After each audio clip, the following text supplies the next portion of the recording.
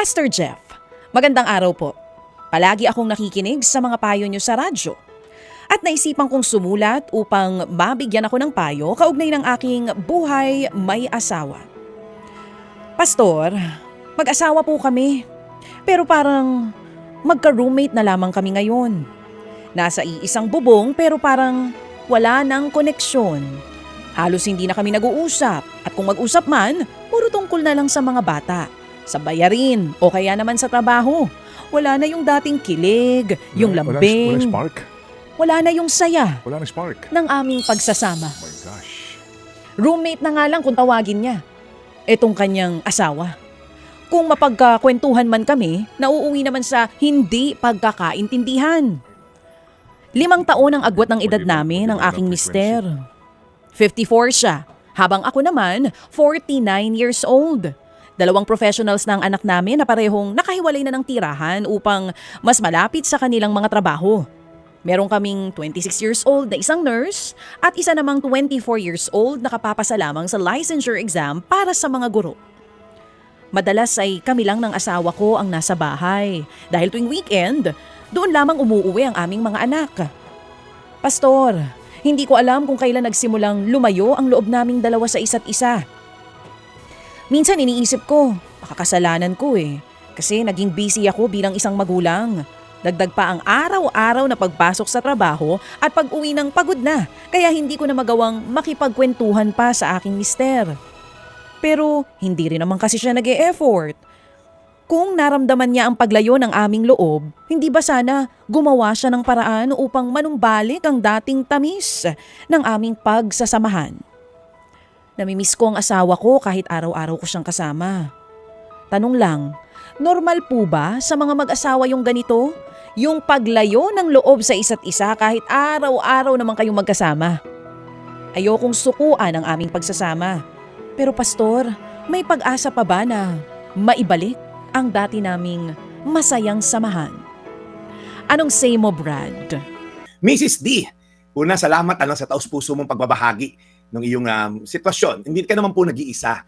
Sa pagpapastor ko ng more than 15 years, talaga namang ganitong klaseng tinatawag na emotional drift ay mas karaniwan kaysa sa inaakala ng karamihan. Lalo na pag dumadaan sa maraming taon, naging abala pareho sa trabaho, lumalaki yung mga anak, and all, naging empty nester. Ibig sabihin, umalis na yung mga anak sa kanilang poder.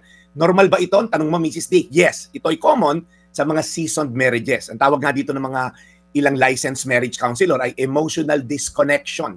Na habang lumilipas yung panahon, mag-asawa maaring mag-shift mula romantic connection sa pagiging functional relationship. Ibig sabihin, nandun lang dahil kailangan isa't isa to manage the bills, yung bahay, yung anak and all. Hindi na nakakahanap ng oras para sa relational intimacy, yung lambingan, kwentuhan. Napalitan yung I love you ng bayad na ba yung bill, ano kailangan. Pero, you know what, Mrs. D, normal doesn't mean healthy. Lilitin ko hindi common normal, healthy na. At ang maganda sa lahat, pwede pa itong ma-restore. May pag-asa ba? Yes. Sabi sa Marcos 10:9, kaya't ang pinagsama ng Diyos ay huwag paghiwalayin ng tao. Okay? Ang ganda na to. Yun daw, what God has joined, let not man separate. Huwag paghiwalayin ng trabaho, huwag paghiwalayin ng mga anak, huwag paghiwalayin ng biyanan. Kumbaga, even sa kayo isa't isa, hindi paghiwalayin ng mag-asawa yung kanilang relasyon. Pero may kailangan tayong simulan. Number 1, simulan mo sa maliliit na sincere na hakbang. Small but sincere.